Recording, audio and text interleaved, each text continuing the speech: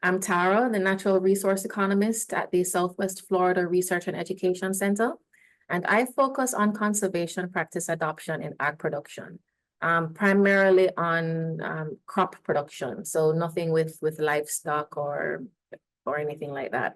I'm going to give a very general overview of carbon markets, and the idea is just that you have some basic language. And full disclosure, carbon markets are new to me. I always had an interest, and it's a good fit because of my work in conservation practice adoption, and a lot of these practices are also eligible for carbon markets. But I am learning as I go, and that's part of the reason why our discussion at the end and your questions are so critical, particularly for me who is new to carbon markets, because I am learning through your questions. Also, because this is now a focus of my extension program, I'm going to do my best to get those questions answered. It won't be an I don't know and shrug it off. You know, we have our team that we can bring questions to, and I can look into some of these things. But what I'm saying is I'm learning as you are learning, and what the team is trying to do is share this information as quickly as possible so that you have what you need as time goes on. So climate change is a global problem. The problem is created by several industries. There's no finger pointing here. We all contribute to climate change.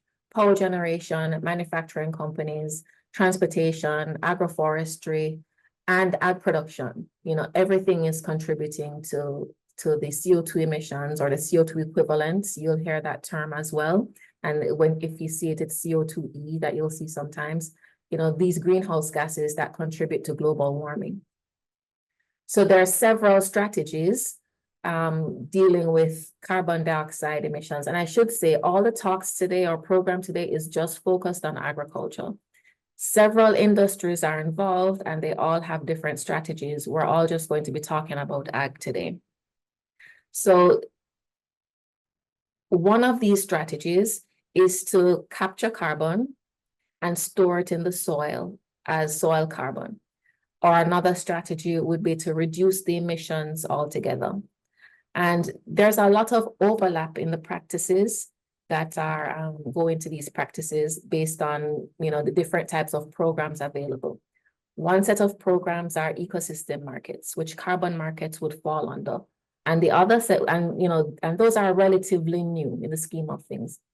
The other set of programs, conservation programs, those are tried and true, what we're very familiar with, NRCS, climate initiatives, or FDACs. You know, these types of programs, they all have similar practices that have similar outcomes.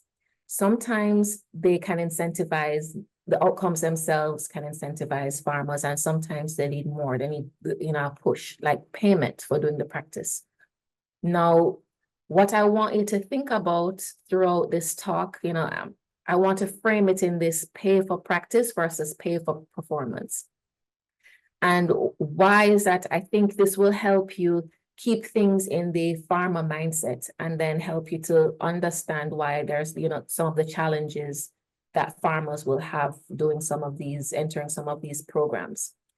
Or tried and true, you know, our FDACs and NRCS programs that we're familiar with, these are pay for practice. I'll use cover crops as an example, and I'll use that example often because I do a lot of work in cover crops.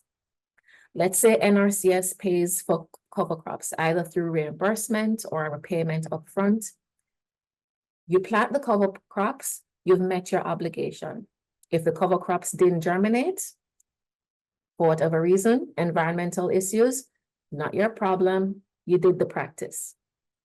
Pay for performance, that's something that markets would fall under and carbon markets would fall under, very different. You're paying for a product, so you're paying for an outcome of some kind. For carbon markets, this would be, for example, the sequestered carbon or the reduced emissions. So you're creating something, and that thing that you're creating goes on the market. So it's not enough that you planted the cover crops. You have to show that through planting those cover crops, you also stored a certain amount of carbon. That at that point, that's how you get your payment. Very different mindsets from the pay for practice type programs. And this in itself can bring up a lot of challenges for stakeholders. Now, you can enter both programs. You can double dip, but a major restriction is markets require that the products that you're entering into the market be new. So if you're already doing the practice as a part of a conservation program, that's no longer new. So it would not be eligible for carbon markets. This will come up again later, and this will come up in other talks as well because it is so important. The product, the carbon that you're sequestering needs to be new. And for that reason, while you can double dip, you have to enter a carbon market before you enter the other conservation programs if you want to get payments from the market. NRCS, FTAX, other programs, you don't have that stipulation. They just want you to do the practice. You can, collect money anywhere that you like, but they want you to do the practice. So they allow for that double dipping. But carbon markets do not. You have to enter the market first. Once you enter the market, then you're free to participate in other programs. So carbon markets allow industries that are high emitters, high carbon emitters, like the manufacturing companies and airlines, to trade with those that store carbon or have a lot less fewer carbon emissions, like forestry or agriculture.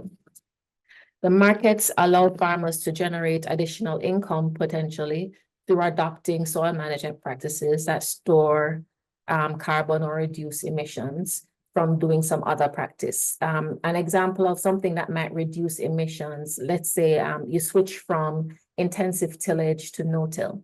You're still tilling, but you're doing it in such a different way that now you have fewer emissions. So you can still manage your farm in a similar manner, but you can show that there are significantly fewer emissions because of the practice change. The stored carbon is traded as a carbon credit. The carbon credits can then be traded globally for greenhouse gas emission reductions. So carbon offsets and carbon credits. These are two terms that come up quite a bit. Sometimes they are interchanged, but they are a little bit different from each other. A carbon offset is generated and traded in the form of a carbon credit. So carbon offsets represent the amount of carbon that was sequestered through that practice that was adopted. So it represents more of a process. And the credit then represents that 1 metric ton of carbon that was stored. So a carbon credit is that instrument that is used to trade those offsets. What can you trade? What are the assets that you're trading on this market? Soil carbon, and that's produced through, that's an example of, an asset that is produced through sequestration. Nitrous oxide, and that would be an example of that would be, fertilizer efficiency. So another thing where you change your practice, you change your fertilizer, or you change how you manage your fertilizer. So that would be emissions avoided as opposed to sequestered. These would be fewer emissions going into the atmosphere. Biomass, that is, those are generated through sequestration. Energy conservation, an example of emissions avoided. Enteric fermentation, this is what happens in the gut of the cow, so that the cows then emit fewer gases. Waste and manure, like the digesters that are used, these would be emissions avoided. And in this case, we can think of it as kind of being destroyed. The others don't necessarily destroy emissions, they avoid, but this is either avoided or destroyed versus sequestered. So these are the types of ways, the assets that you can generate to create those credits that can be traded on the market. How the assets are created will depend on the industry that you're in. But here is a list of typical practices, sustainable production practices for ag, and that are eligible for carbon markets. And again, if you look at the NRCS climate smart practices, there's a lot of overlap there. So there are things that growers or farmers could be thinking about doing anyway. cover crops, livestock grazing, crop rotation, no-till or strip-till, nutrient management, buffer strips, planting trees, those types of things. So the carbon credits, again, can be either created from reducing emissions or storing, that sequestration of carbon. Now, who decides all of this? Who decides what practices work, how the practices are verified, how long you're going to be doing it, who's making these rules? These are the top 5, but it's really top 2. The gold standard and Vera are the top 2 rule makers in this realm. We don't know, I don't know how they became the top 2. We don't know how they decide, how they became these rule makers. What we do know is that, well, I don't believe that there are any government agencies involved with these rules. And it's also up for debate if we want government involved in making these rules. But these companies have standardized verification processes, the types of practices that can be used and what have you. And by far, even though Vera is in the top 2, gold standard for some reason is the most popular, far more popular than Vera. And the rest definitely less so. Now, the credits, the product that was produced is traded on platforms in the markets. They function like a typical market. I have a snapshot of a particular day on the market here as an example, but these are the different platforms. This is not all of them. This website will take you to an extensive list of all the different platforms out there that that will trade credits for you or for farmers. So how do the programs, what's the structure of a carbon program? What we did here, Plastina is an economist out in the Midwest where they have lots of options for farmers, for carbon programs for farmers. And for each of those programs, he created these flowcharts.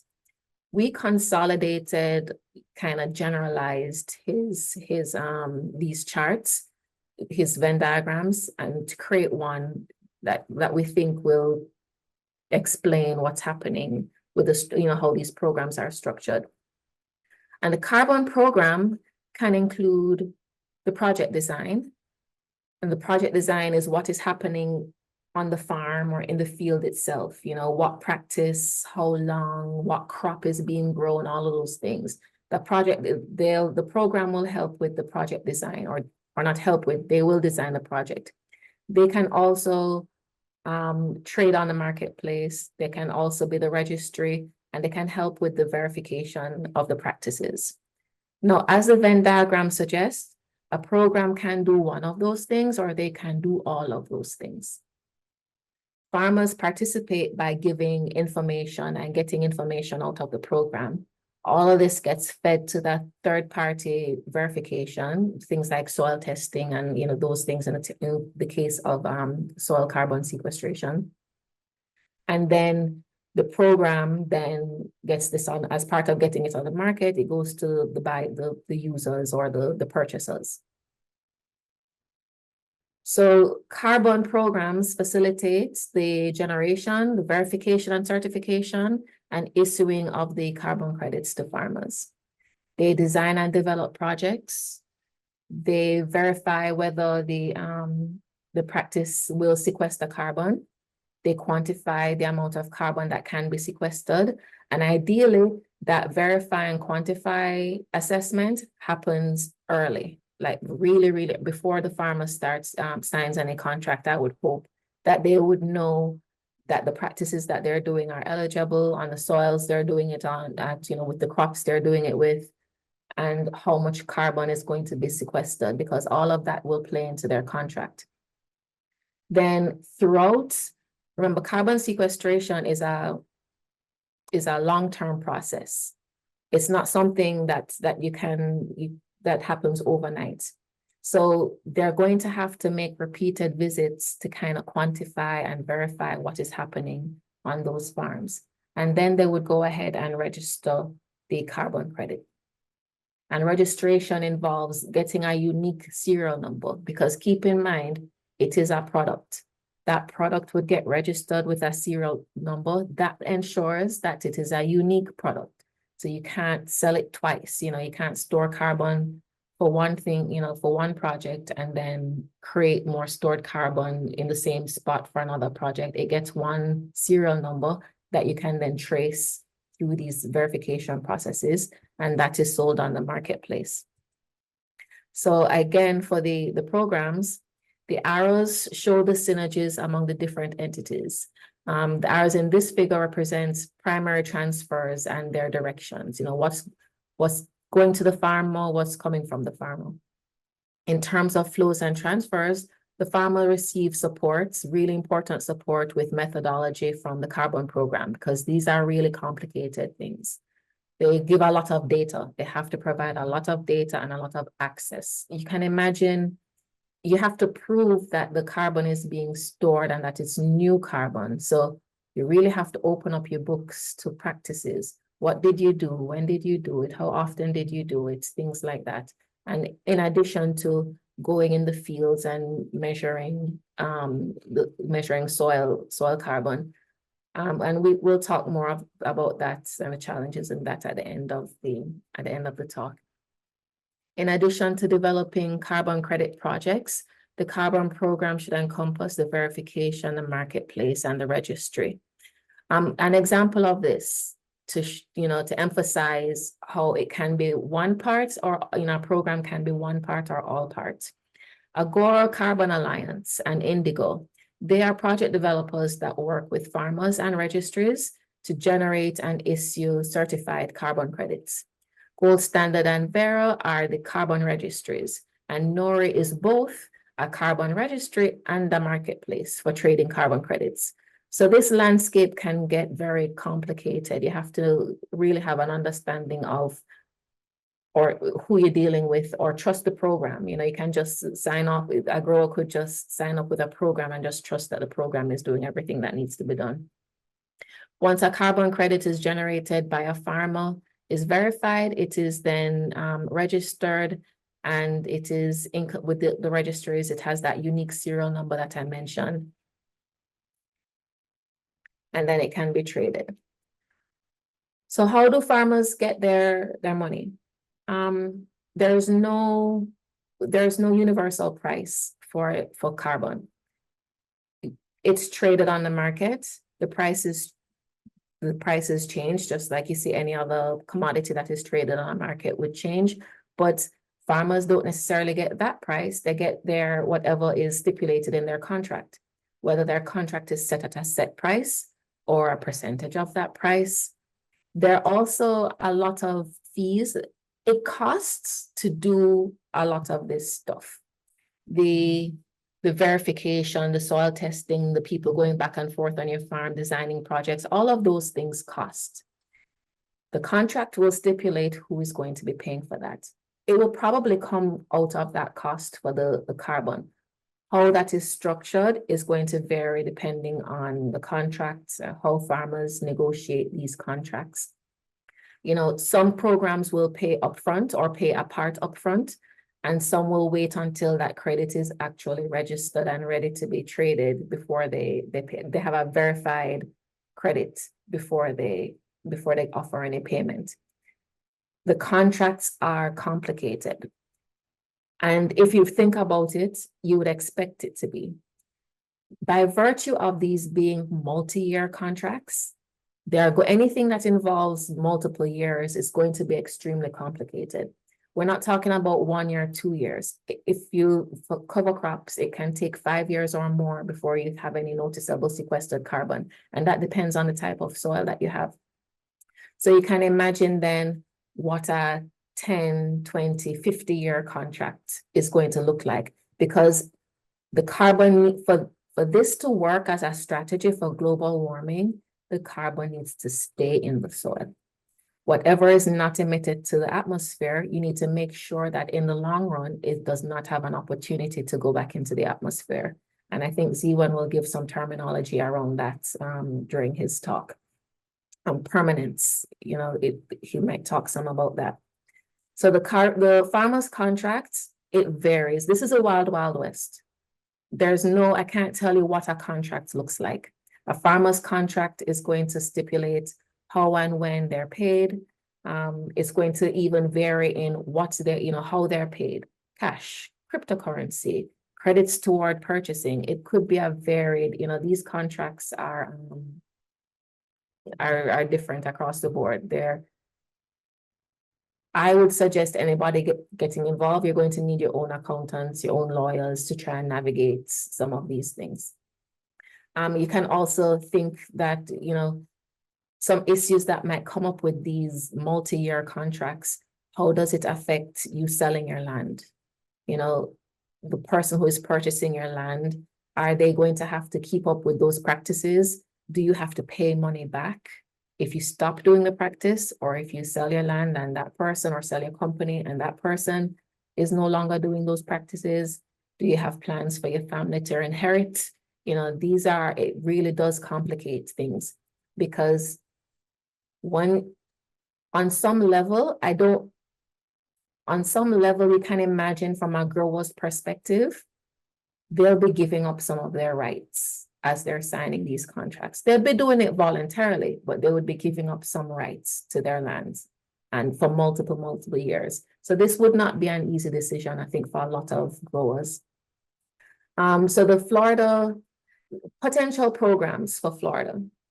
We searched for programs, and we couldn't find any active programs for specialty crops. And as we learn more about these processes, we recognize that they're not ideal for specialty crops, not at this time.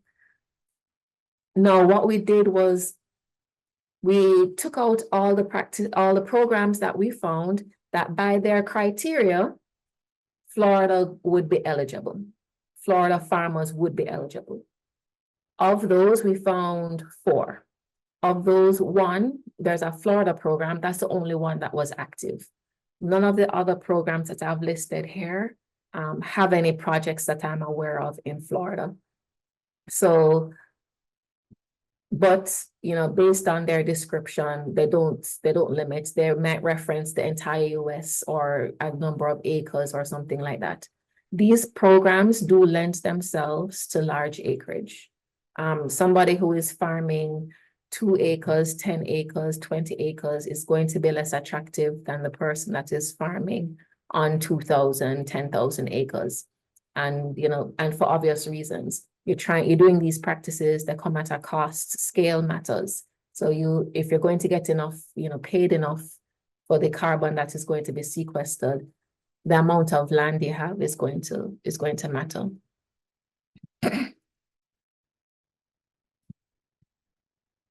So to be eligible for programs in general, it doesn't take much to be eligible. Whether or not it's a good fit, completely different question. But to be eligible, the farms need to be located in the US.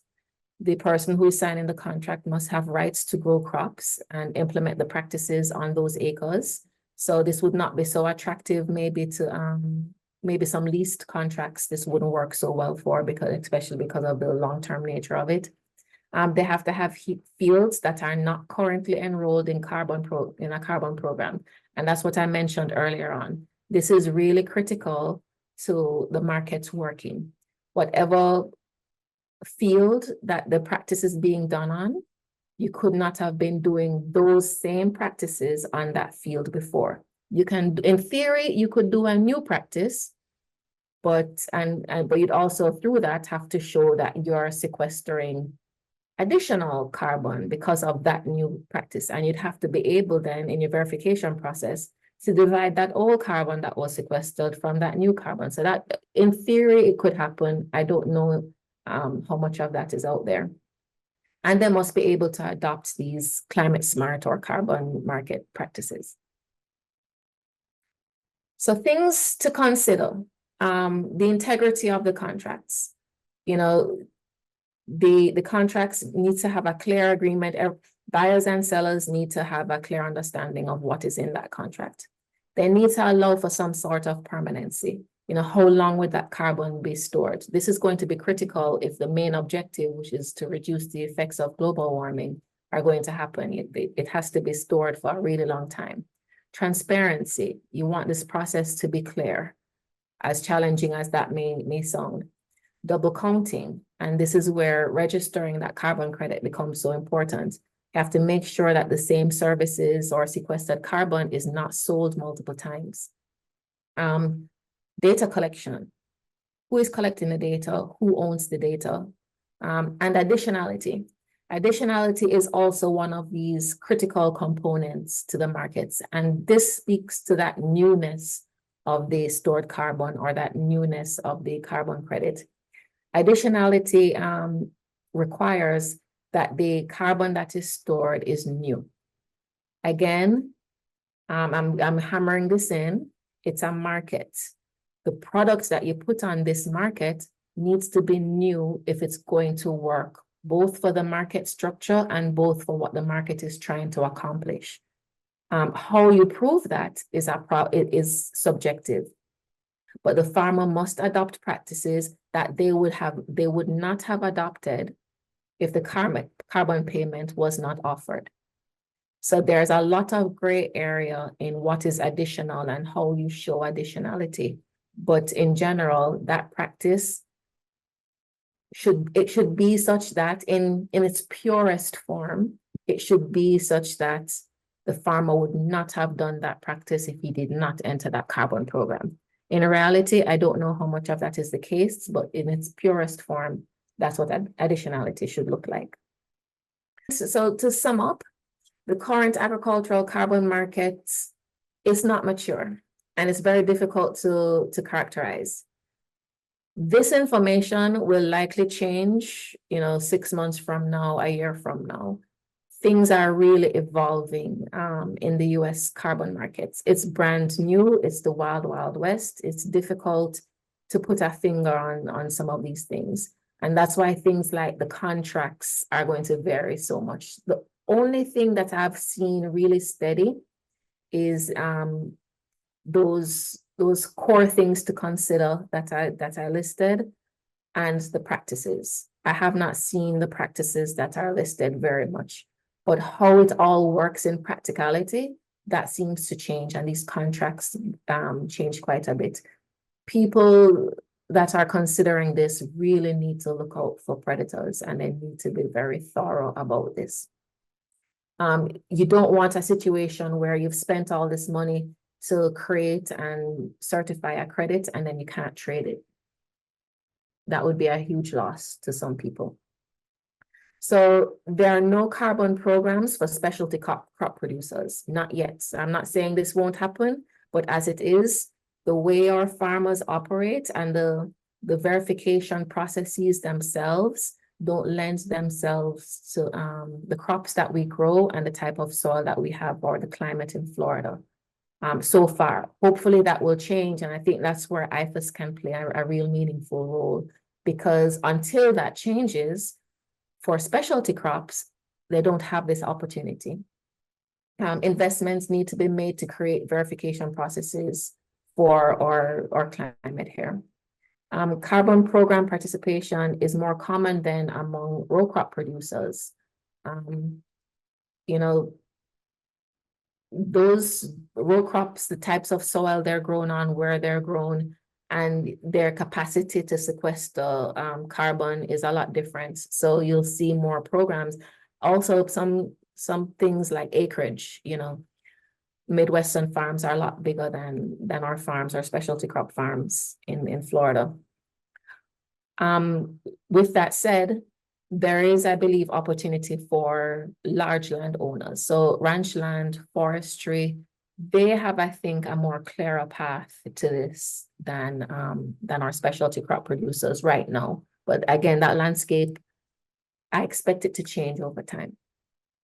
So there are several barriers, but this really could present an opportunity for growers once we sort out the science in the verification process for our producers. So things to consider, challenges that a farmer might have. These contracts are complicated. really, really complicated. Additionality can be quite subjective. Practices and stored carbon must be additional. The farmer, and again, I cannot say this often enough, the farmer must enter the carbon market before other programs. The practice needs to be new. Very few, I've only heard of one program that grandfathers practices in. I think it was Agora that allowed maybe 5 years of doing a practice, and they would still allow you to participate. Producers who are already using climate smart or conservation practices will likely then be ineligible to participate in the market, provided you're not going to find a new practice to do on that land or just use a whole other swath of land altogether. But if you're already doing practices on a certain field, you are unlikely, very few programs will allow you to participate in the market. Entering the carbon market does not preclude you from entering NRCS programs, however, or FTAX programs. They care about the practice being done. They don't necessarily care about the additional storage or the additional carbon being done. Their focus is on ag land and on growers, on farmers, versus the market has a different focus. So they operate a little bit differently. Farmers are notoriously private. This process is extremely intrusive. So it's not going to be for a typical farmer. People are going to be on your land, and that's why I show those two pictures there. People are going to be on your land, taking measurements, going through books, things like that. And they need to consider the initial cost of adopting these practices, as well as the cost itself in participating in the program. And thank you very much. I'm happy to take, if I have time still, I'll take some questions now. So the first question is, what is the potential for carbon sequestration in Florida? And then what is the state of involvement of farmers in this market in Florida?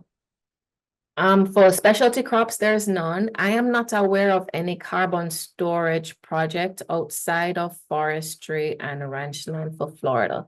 And I don't know about specific practices. Z1 is going to talk about specific programs. The potential could explode once the verification, the science behind the verification is sorted out. But right now it's quite limited until we figure out, how much carbon can be sequestered doing whatever practice in whatever part of Florida, given these soils, and how long the carbon is going to be sequestered for, and things like that. The models that they have now, they may allow you to, they have models like Comet that you'll give them a location and a practice, and then they will tell you how much carbon is stored. I would not, those models have not been calibrated for Florida. So they'll either not give you a number or they'll give you a number that does not make any sense. I would not use it. Thank you, everyone. And please stay back and we can chat some more about these things.